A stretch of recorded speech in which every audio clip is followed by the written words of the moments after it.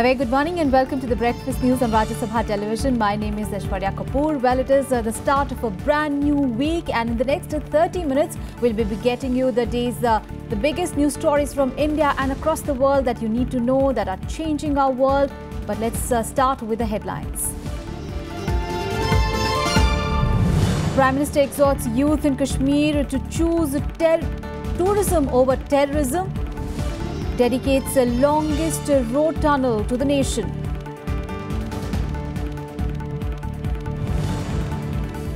Chief Justice of India urges judges to contribute more time to clear the pending cases. Prime Minister assures all efforts to reduce burden on judiciary. Election Commission rejects Aam Aadmi Party's charges on EVM tampering, asks it to introspect performance in Punjab polls.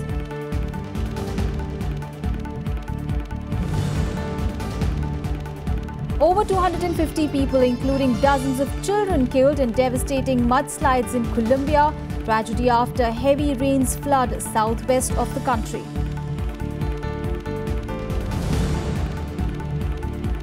And PV Sindhu clinches the Indian Open Super Series title, beats world number 3 Carolina Marin in the final to win the second Super Series title.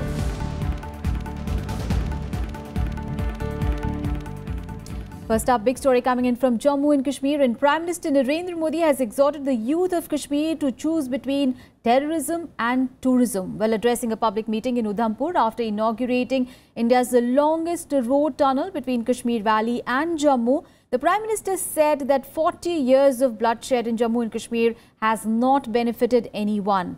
In a veiled attack against Pakistan, he said that the neighbour has not been able to take care of itself. He said that the youth should not forget the Sufi culture of the state, or else they run the risk of pushing their future into darkness. He also said that the youth must assist the state government in transforming Jammu and Kashmir. In a reference to the stone pelting youth, he said that stones can also be used to lay the foundation of a new future. एक तरफ कुछ भटके हुए नौजवान पत्थर मारने में लगे हैं, दूसरी तरफ उसी कश्मीर के नौजवान पत्थर काट करके कश्मीर का भाग्य बनाने में लगे हैं। मैं घाटी के नौजवानों से कहना चाहता हूं, आपके सामने दो रास्ते हैं जो आपके भाग्य को किस दिशा में ले जाएंगे। एक तरफ है टूरिज्म, दूसरी तरफ है टेररिज्म। हम सीमा पार के हमारे कश्मीर के हिस्से के नागरिकों को भी प्रगति करके दिखाना चाहते हैं कि देखिए कश्मीर कैसे विकसित होता है, और जिन लोगों ने आप पर कब्जा जमा के बैठे हैं उन्होंने आपको कितना बर्बाद किया है, ये हम करके दिखाने वाले हैं। And earlier, the Prime Minister dedicated to the nation the Chennai Tunnel, while the all-weather route reduces the distance between Jammu and Kashmir by 31 kilometers. Well, Jammu and Kashmir Governor N.N. Vohra and Chief Minister Mehbooba Mufti were also present at the occasion. After the inauguration, Prime Minister Modi, along with Vohra and Mehbooba, travelled in an open jeep through the tunnel for some distance. Well, the 9-kilometre-long tunnel was built at the cost of 2,500 crore rupees. It bypasses the snow-bound upper reaches of Patni Top and reduces the journey time by 2 hours. Well, the tunnel is equipped with world-class security systems and smart features like integrated travel control systems, surveillance, ventilation and broadcast systems, firefighting system and SOS call boxes at every 150 meters. There is also a parallel escape tunnel with the cross passages connecting to the main tunnel at intervals of every 300 meters. ये tunnel के कारण रोज 27 लाख रुपए का तेल बचने वाला है। इस टनल के कारण जो प्रवास है वो 2 घंटे से कम होने वाला है। पूरे इसमें हम जम्मू कश्मीर में 13 टनल बना रहे हैं और मुझे खुशी है कि इस रोड पर के अभी 5 टनल पूरी हुई है। कि आज जिस टनल का उन्होंने आगाज किया है, इससे न सिर्फ हमारा सफर कम होगा बल्कि हमारे लोगों की दूरियां भी काफी हद तक दूर हो जाएंगी। And Prime Minister Modi assured the Chief Justice of India that the government will make all efforts to back his resolve to reduce the burden on judiciary and pendency of cases. Well, he was speaking at the closing ceremony of 150-year celebrations of the Allahabad High Court. He said that law is not only for the rich but also stands for the poor. He said it was time now to think about the India which people want to create when nation marks 75 years of freedom in 2022. He urged those involved with the startup sector to explore areas where technology can help the judiciary. Earlier Chief Justice of India J.S. Kher said that a shortage of judges in the country is a primary reason for delay in justice. He urged the legal fraternity to contribute to more time in office to handle large number of pending cases. एक जज सिर्फ 5 दिन vacation में बैठे और उसके पास ऐसे छोटे मोटे जिसमें बहुत दिमाग लगाने की जरूरत नहीं है मगर जिसमें बहुत राहत मिलने की बात है, बेल हो, इंजंक्शन हो, जो भी आपको अच्छा लगे, अगर हम 5 दिन हर जज दें वेकेशन में तो हम 10 लगाते हैं तो आधे घंटे में, सवा घंटे में खत्म हो जाते छोटे मोटे मामले। तो हर जज 20-25 केस तो कर लेगा। इसमें सबकी कंट्रीब्यूशन जरूरी होगी। इसमें एडिक्वेसी और इनएडिक्वेसी का सवाल है, इसमें सक्सेस और फेलियर का सवाल है, इसमें जज की सक्सेस का सवाल है, इसमें लिटिगेंट की सक्सेस का सवाल है। उसको एक फैसला 1 साल में मिलता है या कुछ महीने में मिलता है या 10 साल में मिलता है, इसका सवाल है। इसमें अपने देश का सवाल है। इस कानूनों का बोझ सामान्य मानवी पर, कोर्टों पर जो लादा गया, भारत सरकार का प्रयास है कि हमारी न्याय व्यवस्था को आधुनिक आईसीटी टेक्नोलॉजी का भरपूर लाभ मिले।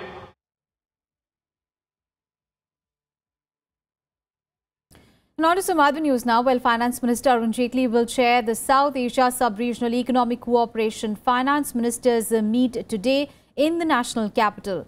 Well, finance ministers from Bangladesh, Bhutan, Maldives, Myanmar, Nepal and Sri Lanka, apart from officials from these nations and the Asian Development Bank will also take part in this meet. Well, the member countries have come up with a vision for the economic growth of the sub-region, which will be launched by Jaitley. Well, the platform provides for an opportunity for the member countries to discuss and exchange ideas and strive to foster better cooperation in the sub-region. Myanmar has recently joined SASEC program as its 7th member and will be officially welcomed during today's event.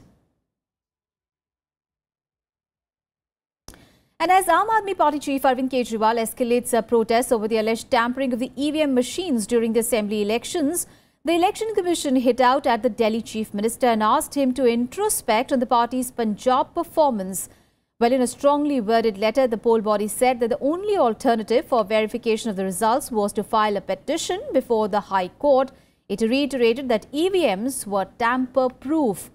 Well, the AAP alleged that the poll authorities in Punjab had refused to accept its demand to tally results with the paper trial audit. Well, the party had moved the commission over reliability of the machines and the results of Punjab polls. Well, the AAP's move comes in the wake of the upcoming MCD elections on 23rd of April. Congress and other political parties had also raised concerns over the issue of EVM tampering in the recently concluded assembly elections in 5 states. BJP, however, has dismissed such allegations. Meanwhile, the Election Commission has decided to replace more than 9 lakh EVM machines brought before 2006, where these machines are likely to be purchased before 2018 when the next general elections are slated. उस लक्षण को दबा दिया, बीमारी का इलाज नहीं करा, जांच नहीं करी कि क्या ईवीएम के सॉफ्टवेयर से छेड़छाड़ हुई है, क्या ईवीएम के हार्डवेयर से छेड़छाड़ हुई है, किसने छेड़छाड़ करी है और ऐसा क्यों है कि एक ही राजनीतिक दल को लाभ इसका पहुंच रहा है जब भी छेड़छाड़ होती है। ईवीएम जो है वो टेम्परिंग प्रूफ मेथड था, इसलिए इसको अडॉप्ट किया गया था, इसलिए इसको लिया गया था। और ऐसे में जो अरविंद जी या कांग्रेस पार्टी या कुछ लोग इस तरीके की बात कर रहे हैं, तो मैं उन्हें याद दिलाना चाहती हूँ कि अभी पंजाब में जो है इतने अच्छे बहुमत से कांग्रेस की पार्टी जीती है, तो क्या वो भी टेम्पर्ड था? इलेक्शन कमीशन को संज्ञान तुरंत लेना चाहिए और आखिर क्यों बार बार इलेक्शन कमीशन के मांग के बावजूद और सुप्रीम कोर्ट के निर्देश के बावजूद वीवीपैट मशीन्स नहीं लगाई जा रही है, उसका भी उस पे भी कड़े कदम उठाने चाहिए। Meanwhile, today is the last date for the filing of nominations for the MCD polls, and the scrutiny of nominations for the 3 municipal corporations in the national capital will take place on 5th of April. And the last date for the withdrawal of nomination is 8th of April. The polls to the 3 corporations will be held on 23rd of April, and the counting will take place on 26th. Well, BJP has been ruling the MCD since 2007. The last polls were held in 2012. While the New Delhi Municipal Corporation and the South Delhi Municipal Corporation have 104 seats each, East Delhi Municipal Corporation has 64 seats.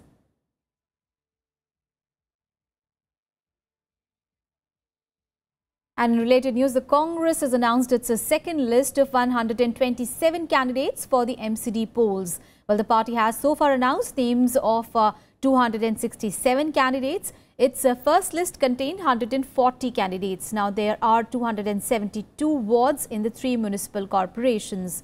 Now, the Congress has fielded majority of first-timers in the elections, giving preference to youth over experience and also factoring winnability in the elections. Well, the BJP meanwhile has announced its first list of 160 candidates for the MCD polls. Well, the party has decided not to field its sitting councillors in the elections and has brought in new faces, including 4 Muslim candidates. In the first list, the BJP had announced names of 5,867 candidates for the corporations. Meanwhile, the JDU has released its 6th list of 18 candidates for the polls, taking the total number of contestants to nearly 120. The Nitish Kumar-led party has targeted to fight on about 150 out of the 272 seats. And now, what is expected to make news through the day? Let's take a look in the day ahead. The Election Commission has sought an explanation from the O. Paneerselvam's camp of the AIADMK over the electric poll symbol being misrepresented with the 2-leaf symbol ahead of the RK Nagar by-poll. Well, the poll panel in a notice has said that the party was disseminating wrong information to confuse the voters.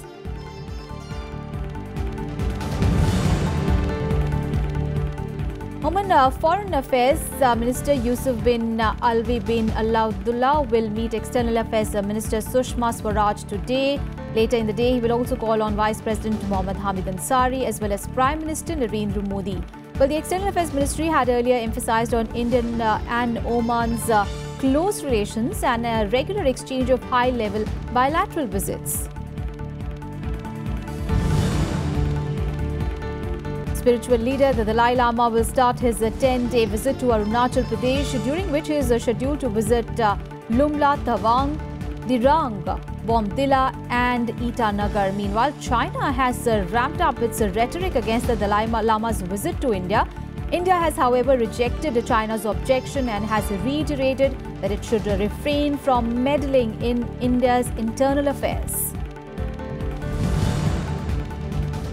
A special CBI court in Delhi will consider the charge sheet filed by the CBI against Himachal Pradesh Chief Minister Veerbhadra Singh and his wife and others. Well, the charge sheet is regarding allegedly amassing assets worth around 10 crore rupees, disproportionate to their known sources of income.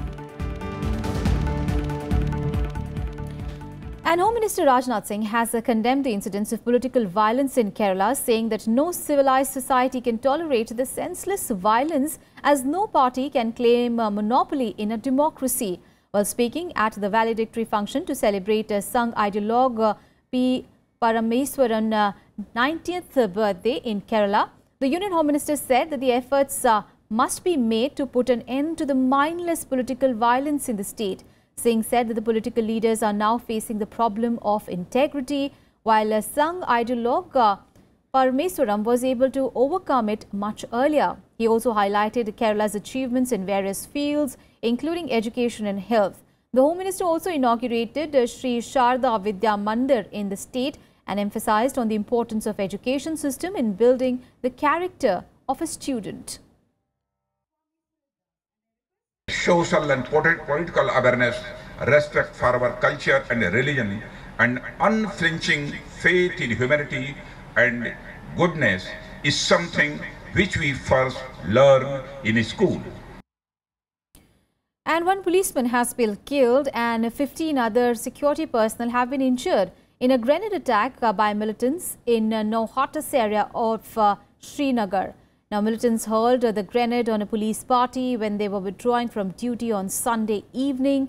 Security forces have launched a search operation in the area to nab the terrorists. The officials said that miscreants had engaged the cops by pelting stones on them in the same area. Well, Sunday's attack is the second in Srinagar in as many days. On Saturday, the militants fired at an army convoy on the Srinagar-Jammu National Highway in Bemina area of Srinagar, wounding 3 soldiers. And in Breakfast News, we'll take a very short break. We'll be right back. Stay with us. And the Met Department has predicted a thunder showers, a squall and hailstorm in mid and lower hills of Himachal Pradesh from today onwards. Now, mid and higher hills are expected to witness light showers, while the change of weather comes after mercury reached a high of 38.8 degrees Celsius, which is 8 notches above normal in certain parts of Himachal Pradesh. However, there was no significant change in the minimum temperature in Lahore and Spiti Valley, while Kinnaur district also recorded a low of 1.4 degrees Celsius and 5 degrees Celsius respectively. Now, Manali registered a minimum temperature of 6 degrees Celsius. And more news from India in Nationwide.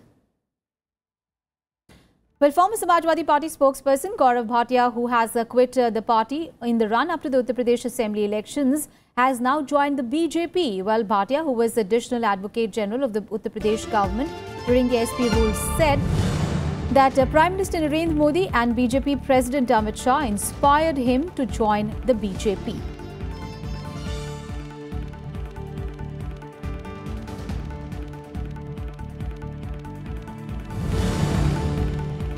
ISRO has engaged for the first time a private sector industry to make a full multi-crore heavy-duty satellite. Now, this has been done as ISRO has been unable to keep pace with the satellite fabrication.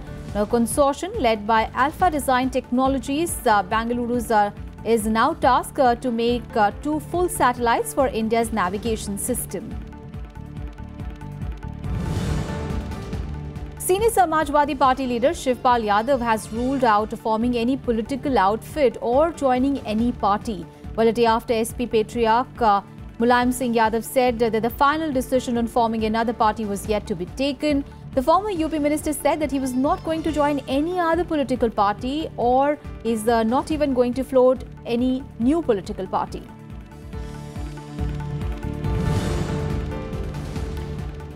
Sri Lankan Navy on Sunday arrested 6 Indians who were allegedly trying to smuggle 13.5 kilos of heroin into the country. But according to the statement by the Sri Lankan Navy, the suspected boat movement was continuously monitored by the patrolling ships and the suspects were disguised as fishermen.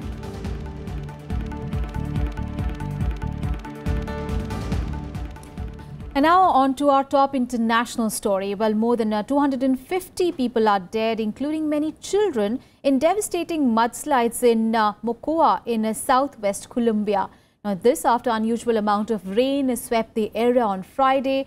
Well, the rescuers are looking for missing people and identifying the bodies. And now the death toll is also expected to go up. Now, with the climate change being labelled as the reason behind the disaster, well, locals say that this was a tragedy waiting to happen. Rescuers in southern Colombia are scrambling to reach more than 100 people who are missing, looking desperately into the debris after devastating mudslides tore through entire communities. Close to 250 people are reported dead, including dozens of children, after torrential rains on Friday night caused 3 rivers surrounding Mocoa in Putumayo province to overflow, sending a torrent of mud surging through the city. The landslide struck in the early hours of Saturday morning when many people were asleep. Cuando Dios y pues ojalá alguien me la tenga por ahí pues para que ella se llama Luisa Valera Chindo hija Sasso y ella es una niña que le pregunta por el nombre del papá y ella lo dice. Sí, estoy buscando a mis 3 hijas, 2 hijas y una nietica. Están desaparecidas hasta el momento, no las encontramos. Y lo que yo le pido a todo el mundo, a toda la sociedad, que por favor, necesito ayuda.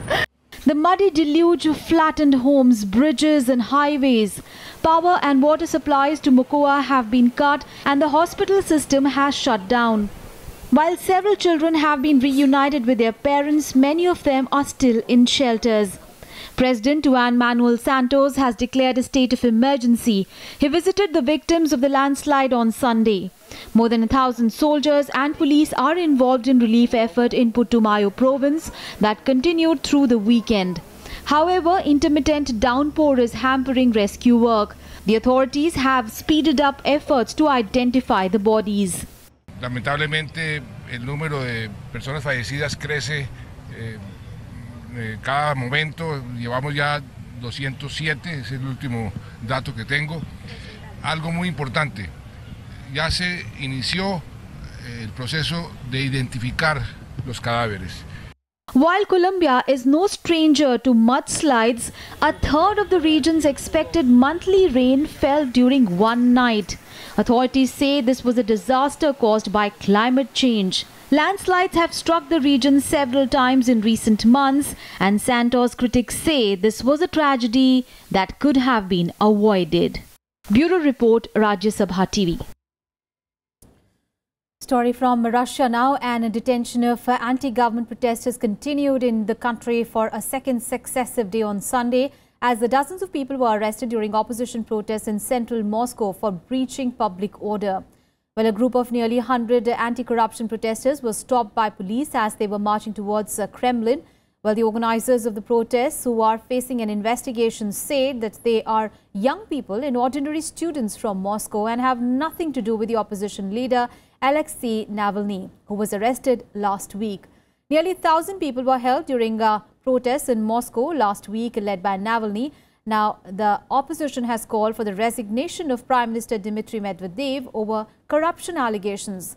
Now, Navalny was sentenced to 15 days in prison for his role in last Sunday's demonstrations. Не важно, грубо говоря, масштаб этой проблемы. Просто скорее рассматривать ситуацию о том, что у народа появились какие-то вопросы и ответов не было получено. То есть, как бы, и когда люди пытались высказаться на этот счет, были...